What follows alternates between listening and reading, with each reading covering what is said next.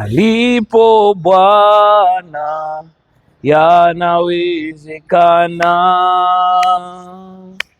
Alipo Bwana yote yanawezekana.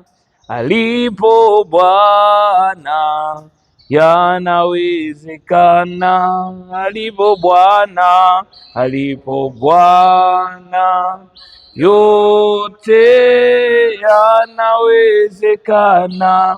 Alipo Bwana yanawezekana. Alipo Bwana, Bwana yote yanawezekana. Alipo Bwana yanawezekana. Yote yanawezekana.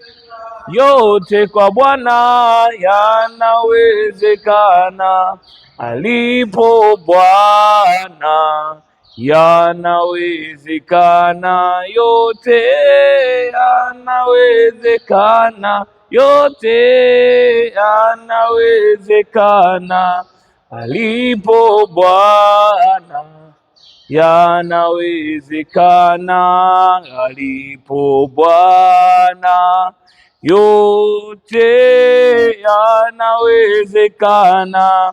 Alipo Bwana yanawezekana. Alipo Bwana, alipo Bwana yote yanawezekana. Alipo Bwana yanawezekana. Yote yanawezekana. Yote yanawezekana. Alipo Bwana yanawezekana. Yote yanawezekana. Yote kwa Bwana yanawezekana. Alipo Bwana yanawezekana. Basi tusogee mbele za Mungu kumwambia Mungu asante kwa ajili ya Ijumaa tena ambayo umeifanya. Tumwambie Bwana asante kwa ajili ya neema ya uhai uliotupa, neema ya afya ambayo Bwana umetupa. Mungu wetu na Baba yetu wa mbinguni, tunasogea tena mbele zako asubuhi ya leo, mfalme wa amani. Baba, tunanyenyekea sana chini ya mkono wako tukikushukuru kwa matendo yako makuu ya kushangaza mno Bwana. Asante kwa sababu ya kibali ambacho tena Bwana umetupa kuiona tarehe hii ya leo, siku hii ya leo, mfalme wa amani. Asante kwa ajili ya kwangu, asante kwa ajili ya mwenzangu huyu, asante kwa ajili ya huyu ndugu yangu anayetufuatilia kwa njia ya mtandao. Bwana Yesu, Mungu wa milele, Baba wa neema yote, tunalitukuza na kulibariki mno jina lako Bwana. Umeendelea kuwa mwema kwetu mfalme wa amani, umeendelea kuwa msaada kwetu tena mfalme wa amani, umeendelea kuwa kimbilio kwetu mfalme wa amani. Baba, katika jina la Yesu na kwa damu ya mwana kondoo, Mungu mwaminifu, tunasema nini mbele zako? Bali Bwana, tunakushukuru kwa sababu ni kwa neema na upendeleo tu, wala sio kwamba tunastahili, wala sio kwamba ni watu wema sana, wala sio kwamba tumetenda mema sana, bali ni kwa neema yako mfalme wa amani, bali ni kwa upendeleo wako mfalme wa amani, bali ni kwa upendeleo wako Jehova. Baba, katika jina la Yesu na kwa damu ya Yesu, tunaomba Bwana uendelee tena kutuachilia kibali katika siku hii ya leo. Tunaomba Bwana uendelee kutuachia kibali katika siku hii ya leo, katika jina la Yesu na kwa damu ya mwana kondoo, katika jina la Yesu na kwa damu ya Yesu, katika jina la Yesu na kwa damu ya Yesu, katika jina la Yesu na kwa damu ya Yesu. Tunakuomba Bwana uende pamoja nasi katika siku hii ya leo tena Bwana. Hatua zetu Bwana zikatanguliwe nawe. Ingia pamoja nasi katikati ya kazi zetu, katikati ya huduma zetu, katikati ya masomo yetu Bwana, katikati ya biashara zetu, katikati ya ratiba mbalimbali ambazo tuko nazo. Mfalme wa amani, uende pamoja na watoto wako na watumishi wako katika jina la Yesu na kwa damu ya Yesu. Mfalme wa amani, tunakualika Bwana uanze pamoja nasi katika siku hii ya leo. Jehova, uanze pamoja nasi, utembee pamoja nasi. Mungu mwaminifu, Baba wa milele yote, ni wewe Mungu unayeweza kutikisa hata milima, ni wewe Mungu unayeweza kuhamisha hata milima, ni wewe Mungu unayeweza kutembea juu ya bahari, ni wewe Mungu unaweza kufanya Bwana kufufua vilivyokufa, ni wewe Mungu ambaye Bwana unayetupa neema hii. Baba, tunakualika Bwana mioyoni mwetu, bila wewe Bwana hatuwezi. Peke yetu Bwana Bwana atuweze. Tunaomba Bwana utembee pamoja nasi, tunaomba Bwana uende pamoja nasi, tunaomba Bwana ututangulie, tunaomba Bwana utuangalie, tunaomba Bwana hatua zetu zikabidhiwe nawe, mfalme wa amani, katika jina la Yesu. Nawe Bwana ukasema pamoja nasi katika ibada hii ya asubuhi. Asante Mungu mwaminifu, tunalitukuza na kulibariki jina lako Bwana, katika jina la Yesu. Seme amen. Mtumishi wa Mungu, tafadhali naomba tuchukue hatua ya kuketi katika uwepo wa Mungu wetu. Tunaendelea na kumalizia siku ya leo somo letu zuri la baraka lenye kichwa kinachosema Mungu nijalie na mimi. Somo hili inawezekana ikawa tu ni kichwa cha somo, lakini ukilitafakari vizuri unagundua kwamba hii sio tu kichwa cha somo, bali ni prayer point, ni point ya kimaombi, ni jambo la kimaombi, kujiachilia mbele za Mungu, kumwambia Mungu, hapana, naomba na mimi unijalie kama ambavyo Bwana umefanya, kama Bwana ambavyo unaendelea kufanya, kama ambavyo Bwana anaendelea kusikia shuhuda. Natamani Bwana utengeneze shuhuda pia kwenye maisha yangu. Na tunaendelea na mstari ule ambao unatoka katika kitabu cha Mambo ya Nyakati wa Kwanza sura ile ya 4 aya 9 na aya ile ya 10. Mambo ya Nyakati wa Kwanza sura ya 4 aya ile ya 9 na aya ya 10. Neno la Mungu linasema, naye Yabesi alikuwa mwenye heshima kuliko nduguze, na mamaye akamwita jina lake Yabesi, akisema, ni kwa sababu nalimzaa kwa huzuni.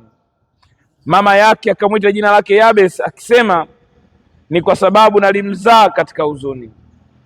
Huyo Yabesi akamlingana Mungu wa Israeli, huyo Yabesi akamlingana Mungu wa Israeli akisema, lau kwamba Bwana, lau kwamba ungenibarikia kweli kweli, lau kwamba ungenibarikia kweli kweli na kuzidisha hozi yangu, nawe ungenilinda na uovu, ili usiwe katika huzuni yangu. Lau kwamba ungenibarikia kweli kweli na kuzidisha hozi yangu, na mkono wako ungekuwa pamoja nami, nawe ungenilinda na uovu, ili usiwe katika huzuni yangu. Biblia inasema, naye Mungu akamjalia hayo aliyoyaomba.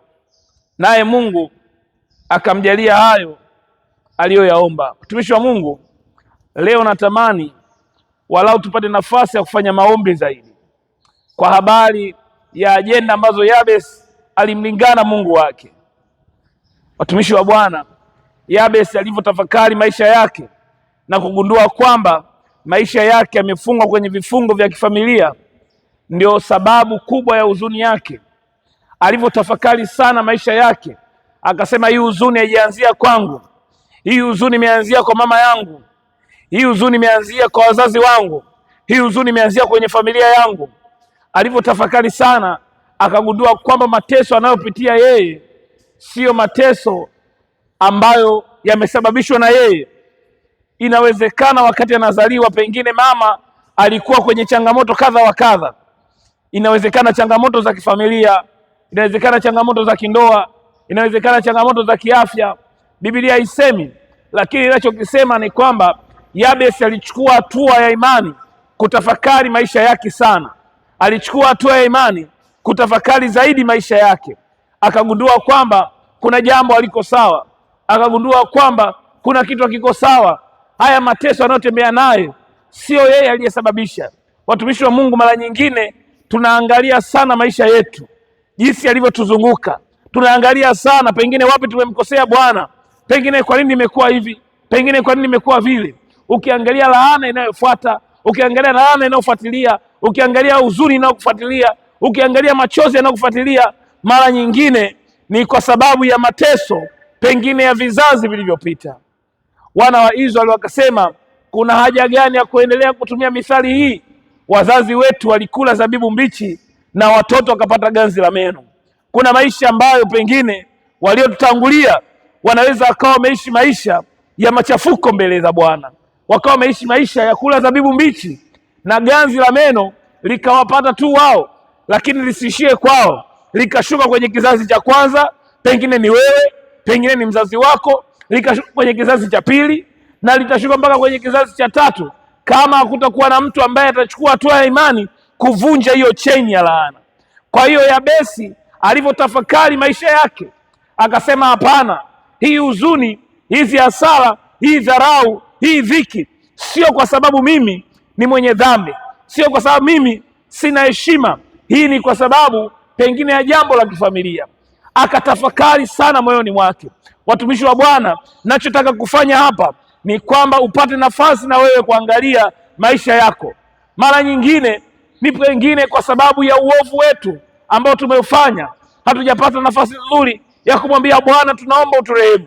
Neno la Mungu linasema, naye Yabesi akamlingana Bwana Mungu wake, akamlingana Bwana Mungu wake. Wapendwa, mara nyingine maisha yetu ya siri, mara nyingine maisha yetu ya siri yamesababisha tukatokea na hasara ama dhiki ama machozi ama maumivu kwenye maisha yetu ya wazi. Mara nyingi maisha ya dhambi yanafanyika katika kipindi ambacho hamna atakaye kuona, hakuna mwenzako atakaye kuona, rafiki yako anaweza asikuone, mchungaji anaweza asikuone, lakini watumishi wa Mungu, mara nyingine Mungu anaona, mara zote Mungu anaona vile vitu ambavyo unavifanya kwa njia ya siri na kwa njia ya wazi. Ninachotaka kujenga msingi hapa ni kwamba umlingane Bwana Mungu wako bila kujionea huruma, kwamba kama kuna jambo umelifanya haliko sawa, tunahitaji toba mbele za Bwana. Tumwambie Bwana, tunahitaji toba mbele zako. Tumwambie Bwana, nilikosea pale, ninaomba Bwana unirehemu, ninaomba Bwana unirehemu. Mara nyingine watumishi wa Bwana, maisha yetu wanadamu yamekuwa ni maisha ya kujionea aibu hata sisi wenyewe. Tunapopata nafasi ya kumsogelea Bwana, kuomba kwa Mungu, unaanza kuchagua jambo gani useme na jambo gani usiseme. Wapendwa, Mungu anaona yote. Kabla tujatamka, Mungu anaona yote. Kabla tujasema, Mungu anaona yote. Anasema yeye anajua kabla hata tujaomba, anajua. Watumishi wa Bwana, kama Mungu anajua yote, tuwe huru, tuwe wazi kumwambia Bwana, pale nilikosea, nahitaji rehema yako. Watumishi wengine, mara nyingine maisha yetu yamebaki kwenye laana ile ile, kwenye vifungo vile vile, kwa sababu kuna vitu pengine hatuvidisclose, hatuviachili mbele za Bwana. Tunahitaji uhalisia kuwa mbele za Bwana. Tumwambie Bwana kwa uhalisia wetu, kwa kweli ya moyo wetu, tumwambie Bwana, tunaomba toba mbele zako. Watumishi wa Bwana, tutaingia mbele za Mungu kuomba. Jambo la kwanza, kuomba toba mbele za Mungu. Tumwambie Bwana, naomba toba kwa ajili ya kwangu, naomba toba kwa ajili ya familia yangu, naomba toba kwa ajili ya familia ya wazazi wangu, naomba toba kwa ajili ya ukoo wangu, naomba toba kwa ajili ya mazingira ambayo nimekulia, mazingira yangu, naomba toba kwa ajili ya hayo, ili kama kuna uovu wowote, pengine unaufahamu, pengine haufahamu, basi Mungu aingilie kati, aguse hiyo familia, aguse hayo maisha, aguse hiyo ndoa, aguse hiyo kazi, aguse Bwana kurehemu katika mazingira hayo, ili kama kuna uharibifu umeshawahi kufanyika kwa njia ya siri ama kwa njia ya wazi, Mungu akavunja hiyo nyororo ya laana katika jina la Yesu. Bwana Yesu asifiwe.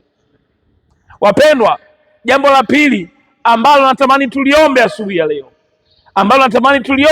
ya leo, ni hapa Yabesi anapomwambia Bwana, lau kwamba Bwana ungenibarikia kweli kweli, lau kwamba Bwana ungenibarikia kweli kweli. Watumishi wa Bwana, tunahitaji baraka za Mungu kwenye maisha yetu, tunahitaji baraka ya Mungu kwenye maisha yetu. Yakobo aliligundua hili, na hata malaika aliposhuka, alipomkuta katika mazingira magumu, katika mazingira ambayo haelewi, katika mazingira yasiyokuwa na jina, pale ambapo alikuwa amelala, tena ameweka godoro, ameweka jiwe kama godoro lake, ameweka jiwe kama mto wake. Watumishi wa Bwana, anasema malaika wa Bwana aliposhuka, Yakobo alipogundua kwamba huyu sio mtu wa kawaida, huyu sio jirani wa kawaida, akagundua kwamba huyu ni malaika, akasema leo ndio siku ya mimi kubarikiwa. Watumishi wa Bwana, huku kuja ibada asubuhi, huku kuja ibada jioni, huku kuja kuingia kanisani, kutoka na kuingia kila siku, don't take it for granted. Usidhani kama unakamilisha ratiba tu. Hii ni nafasi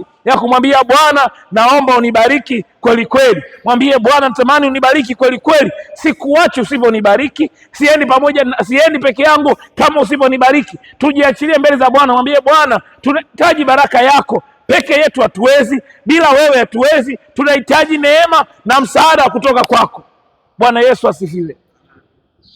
Anasema Yabesi alipoangalia maisha yake, alipoangalia kudharauliwa kwake, akagundua kwamba pengine ni kwa sababu Bwana hajambariki kweli kweli. Wapendwa, kuna kubarikiwa na kubarikiwa kweli kweli. Alichoomba Yabesi ni kuomba kubarikiwa kweli kweli. Watumishi wa Bwana, acha niseme jambo hili kwa wazi. Huyu Mungu wetu wa mbinguni ni baba yetu, ni baba yetu, ni baba yetu.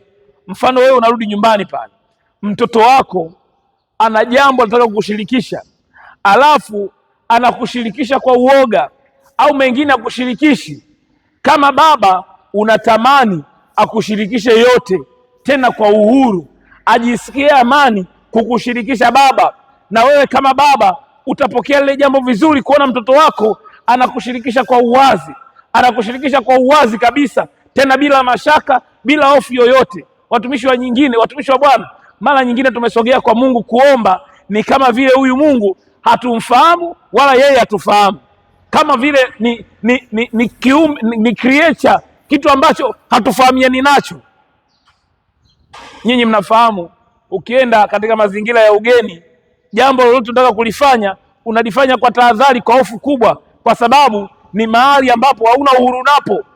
Lakini kwa familia, kwa baba yako, lakini mtoto wako anapaswa kuwa na uhuru wote kumwambia Bwana, naomba unibariki. Kusema baba naomba, mtoto anaweza kumwambia baba, naomba shilingi 1000 nikanunue maandazi.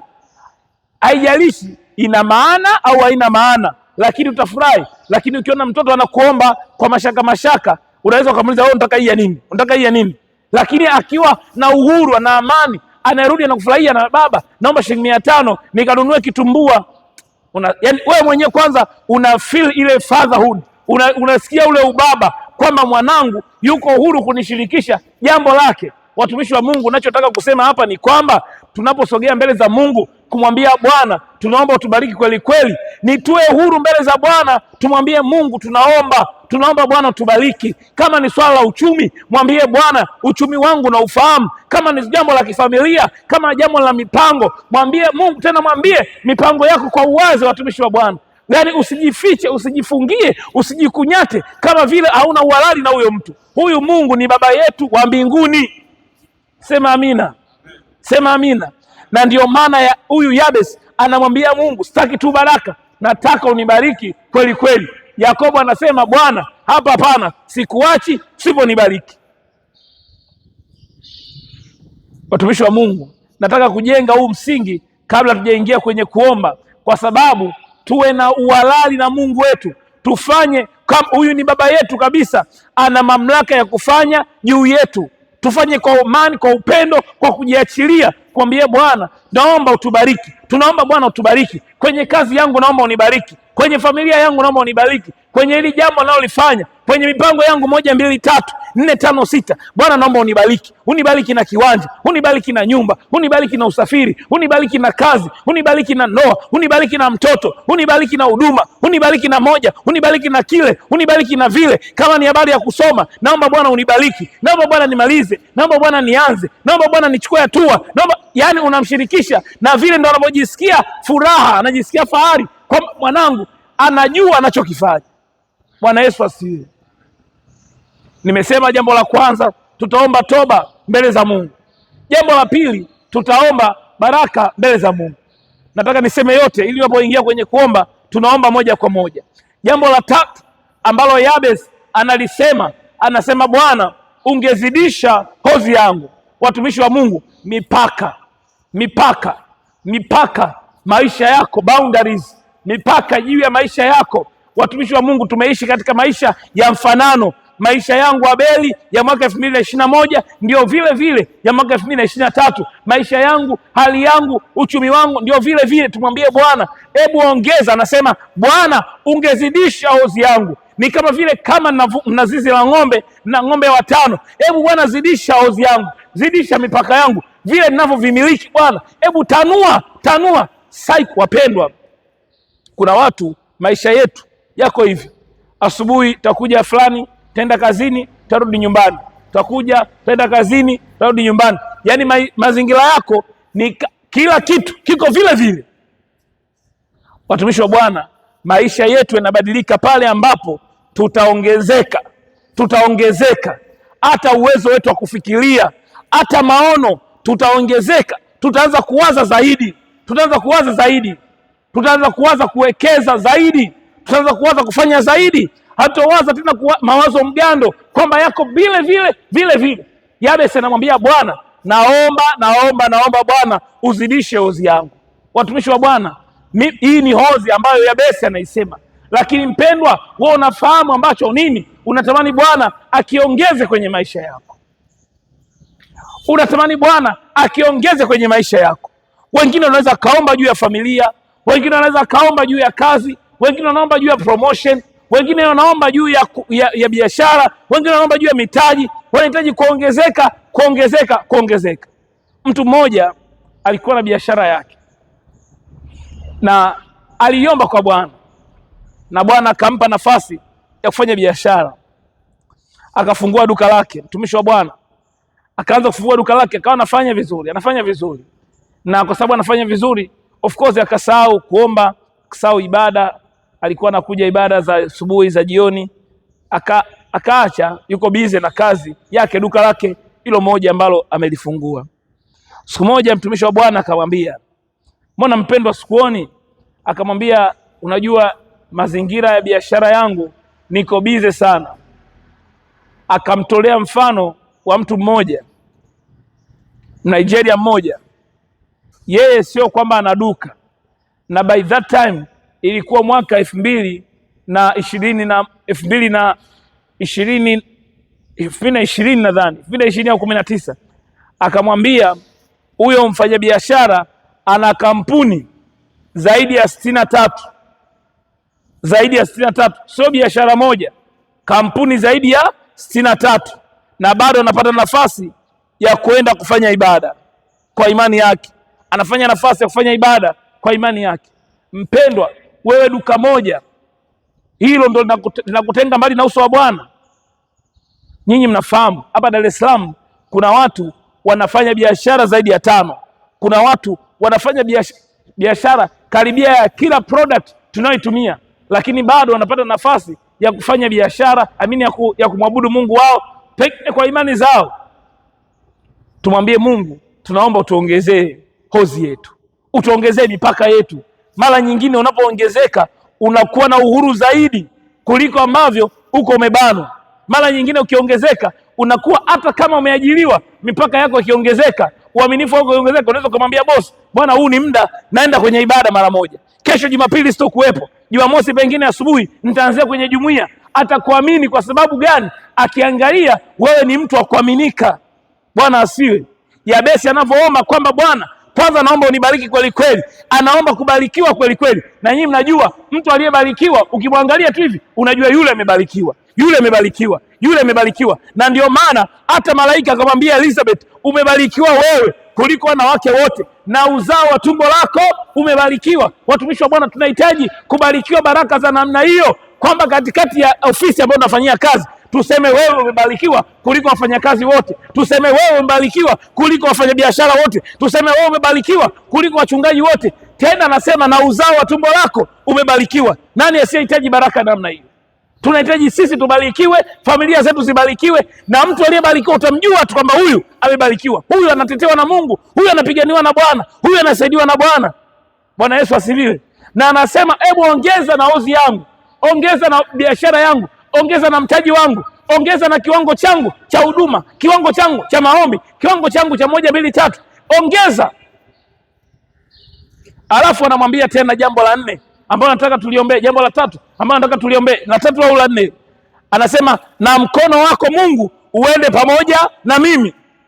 Mkono wako Mungu uende pamoja na mimi. Wapendwa, mkono wa Mungu ukienda pamoja na wewe, ndio haya mambo ya kibali yanapokuja, kama ambavyo Daniel alipata kibali, kama ambavyo Meshach, Shadrach walipata kibali. Ukienda mkono wa Mungu ukienda pamoja na wewe katika mazingira yako mageni na mapya, utapata kibali katika mazingira hayo. Na mkono wa Mungu ukienda pamoja na wewe, ndiyo yale ambayo tuliyasema ya kuzaa sana yatakapoongezeka. Inawezekana mazingira ni magumu, lakini kwa sababu mkono wa Mungu unaenda pamoja na wewe, utaona kuongezeka, utaona kubarikiwa, utaona kuzaa sana, kwa sababu mkono wa Mungu kila utakapokuwepo utakuwepo.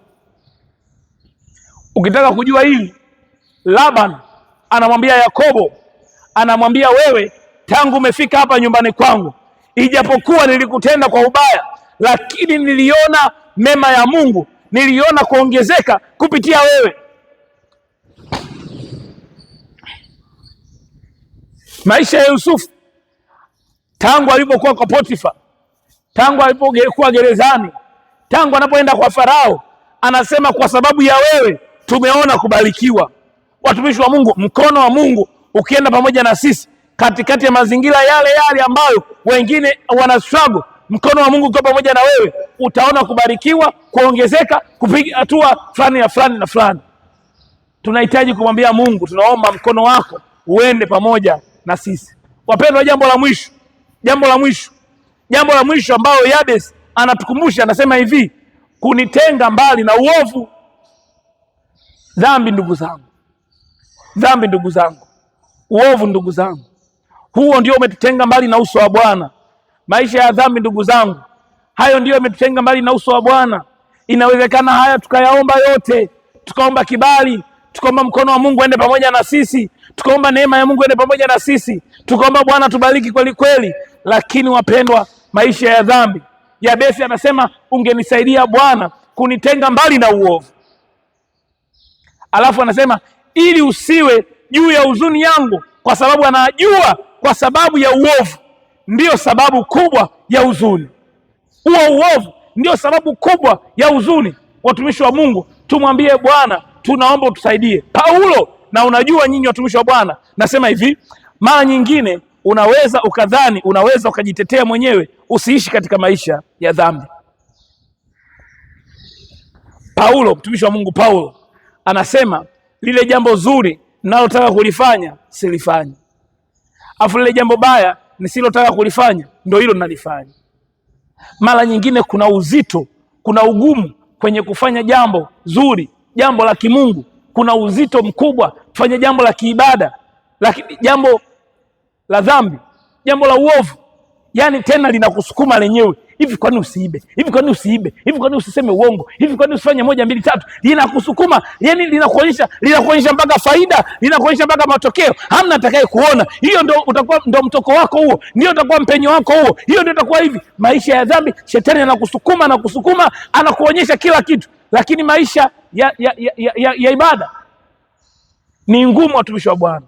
Sasa Yabes anatufundisha jambo moja, anaambia Mungu nisaidie. Mungu nisaidie, unitenge mbali na uovu, unitenge mbali na uovu. Kama kuna uovu unanifuatilia, kama kuna mpango wote wa giza unanifuatilia, Mungu nitenge nao mbali. Nitenge nao mbali ili nitembee kama mtoto wako Mungu.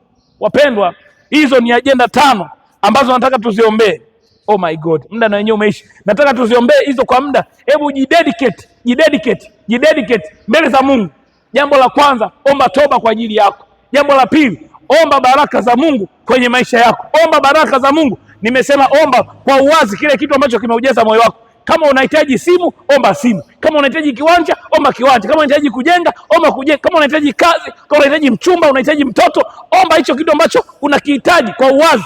Jambo la tatu, tumwambie Bwana kwamba ongeza hozi yetu, ongeza mipaka yetu, ongeza uchumi wetu, ongeza faida yetu. Kama ni habari ya mshahara, Bwana ongeza. Kama ni habari ya huduma, Bwana ongeza. Kama ni habari ya maisha ya kiroho, Bwana ongeza. Jambo la 4, nimesema tumwambie Bwana tunaomba mkono wako uende pamoja na sisi. Mwambie Bwana mkono wako uende pamoja na sisi, ili Bwana nipate kibali, ili Bwana nikuzalie matunda, ili Bwana nisawi, ili Bwana nifanikiwe, ili Bwana nione amani kwenye yale mazingira yale, ili nizae sana. Naomba Bwana mkono wako uende pamoja na mimi. Na jambo la 5 nimelisema ni Bwana atutenge mbali na uovu. Tunapata, naomba tusimame. Naomba tusimame. Mtumishi wa Bwana, ni jambo la wewe kutafakari mwenyewe maisha yako. Unataka nini afanye Bwana kwenye maisha yako? Unataka nini Bwana afanye kwenye maisha yako? Unataka Bwana afanye nini kwenye maisha yako? Mtumishi wa Mungu, haya ni habari ya Yabesi ambayo tumeisoma, lakini natamani wewe mwenyewe uchukue hatua yako ya imani kusema na Mungu wako kwa habari ambayo ya mambo yaliyokuzunguka. Naomba tufuatane pamoja kwenye maneno haya. Tunaposogea kwa ajili ya kuomba toba, tafadhali naomba tufuatane kwenye maneno haya. Sema, Bwana Yesu, mimi mtoto wako na mtumishi wako nimesogea mbele zako nikiomba toba na rehema mbele zako. Bwana, maisha yangu, haki yangu, hatua zangu hazijakupendeza Bwana. Bwana Yesu, ninasogea mbele zako kama yule mtoza ushuru aliyesema, mimi mwenye dhambi, nahitaji rehema, nahitaji msamaha, nahitaji ghofira. Bwana Yesu, unisaidie. Bwana Yesu, unisafishe maisha yangu ya sirini na yale ya wazi. Bwana Yesu, unisaidie, unisafishe dhambi yangu isiwe mbele yangu, isiwe mbele yangu. Bwana Yesu, ninaomba toba kwa ajili yangu, ninaomba toba kwa ajili ya familia yangu, ninaomba toba kwa ajili ya wazazi wangu, ninaomba toba kwa ajili ya ukoo wangu, ninaomba toba kwa ajili ya kazini kwangu, katika jina la Yesu na kwa damu ya Yesu, katika jina la Yesu na kwa damu ya Yesu. Hebu endelea kumwambia Bwana naomba toba, mwambie Bwana naomba toba, mwambie Bwana naomba rehema, mwambie Bwana naomba unisamehe, mwambie Bwana yamkini kuna vitu sikuvifanya sawa sawa, naomba Bwana unirehemu, naomba Bwana unirehemu, naomba Bwana unirehemu, naomba Bwana unirehemu, katika jina la Yesu na kwa damu ya mwana kondoo. Watoto wako na watumishi wako Bwana, tumesogea mbele zako tumesogea Bwana mbele zako tukiomba toba na rehema Bwana, tukiomba toba na rehema Bwana, tukiomba toba na rehema Bwana. Yamkini kuna uovu unaotufuatilia, yamkini Bwana kuna dhambi inayotufuatilia ambayo iko mbele yetu daima. Yamkini Bwana wazazi wetu waliingia kwenye maagano, yamkini sisi wenyewe tuliingia kwenye maagano, pengine kwa kujua ama kutokujua, hata yamesababisha aibu yetu, yamesababisha fadhaa zetu, yamesababisha dhiki yetu, katika jina la Yesu na kwa damu ya Yesu, katika jina la Yesu na kwa damu ya Yesu. Bwana Yesu, tunaomba utusaidie. Bwana Yesu, tunaomba utusaidie. Tunaomba Bwana utusaidie, tunaomba Bwana utusaidie, tunaomba Bwana utusaidie, tunaomba Bwana utusaidie, katika jina la Yesu na kwa damu ya mwana kondoo, katika jina la Yesu na kwa damu ya Yesu. Mungu wetu na Baba yetu, tunaomba baraka yako, tunaomba baraka yako, tunaomba baraka yako, tunaomba Bwana baraka yako, tunaomba Bwana utubariki kweli kweli, tunaomba Bwana ulibariki kanisa lako, tunaomba Bwana ulibariki kanisa lako, tunaomba Bwana ulibariki kanisa lako, tunaomba Bwana ubariki kanisa lako Bwana, bariki watoto wako Bwana, bariki watumishi wako Bwana, bariki familia zetu Bwana, bariki kazi zetu Bwana. Ombea baraka katika kazi yako, ombea baraka kwenye familia yako, ombea baraka kwenye maono yako, ombea baraka kwenye hatua zako. Mwambie Bwana unibariki kweli kweli, wewe Bwana utubariki kweli kweli. Yakobo akasema usiponibariki Bwana utoki mahali hapa. Bwana Yesu, nasi watoto wako na watumishi wako tumesogea madhabahuni pako Ijumaa hii ya leo. Watoto wako na watumishi wako Bwana tumesogea madhabahuni pako Ijumaa hii ya leo Bwana, Ijumaa hii ya leo Bwana, tunaitia neema yako, tunaitia nuru yako, tunaitia neema yako Bwana, katika jina la Yesu na kwa damu ya Yesu, katika jina la Yesu na kwa damu ya mwana kondoo, katika jina la Yesu na kwa damu ya Yesu. Mfalme wa amani, Baba mwema, Mungu wa rehema Baba, katika jina la Yesu na kwa damu ya Yesu, Baba, katika jina la Yesu na kwa damu ya Yesu na kwa damu ya Yesu, tunatamka baraka kwenye kazi ya mikono yao, tunatamka baraka kwenye kazi yao, tunatamka baraka kwenye kazi yao, tunatamka baraka kwenye kazi yao.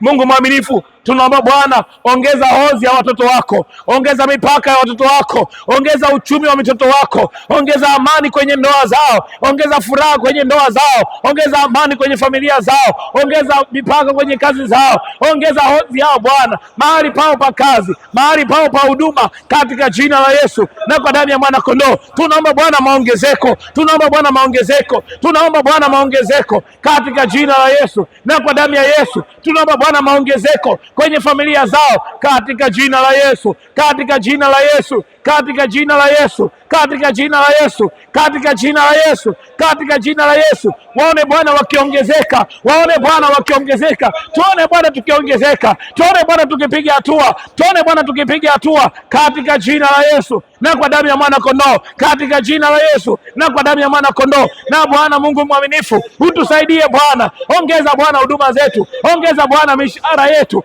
ongeza Bwana promotion, ongeza Bwana maongezeko, ongeza Bwana mainuko kwenye familia, wale wanaohitaji kuoa, wale wanaohitaji kuolewa, wale wanaohitaji kuwa na watoto, wale wanaohitaji kuanzisha jambo fulani, waongeze Bwana, waongeze Bwana katika jina la Yesu na kwa damu ya mwana kondoo. Mungu mwaminifu, tunaomba Bwana mkono wako uende pamoja nasi, mkono wako Bwana uende pamoja nasi, mkono wako Bwana uende pamoja nasi, mkono wako Jehova uende pamoja nasi katika jina la Yesu na kwa damu ya mwana kondoo. Wape kibali watoto wako, wape kibali watoto wako, wape kibali watoto wako, wape kibali watoto wako, wape kibali watoto wako katika jina la Yesu, katika jina la Yesu. Wape kibali watumishi wako, wape kibali watumishi wako, wape kibali Bwana. Mkono wako uende pamoja nao, mkono wako uende pamoja nao, mkono wako uende pamoja nao, mkono wako Mfalme amani uende pamoja nao katika jina la Yesu na kwa damu ya Yesu. Mungu mwaminifu, wasaidie,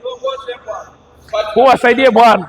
Bwana Yesu tusaidie, tenge mbali na uovu, tenge mbali na dhambi, tenge mbali na uharibifu, tenge mbali na kila roho zinazofuatilia, tenge mbali na roho zinazofuatilia.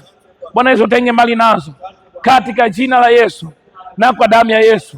Asante kwa uaminifu wako Mungu, asante kwa uaminifu wako Baba, katika jina la Yesu na kwa damu ya Yesu. Asante Mungu mwaminifu, tumeomba na kuamini, amen.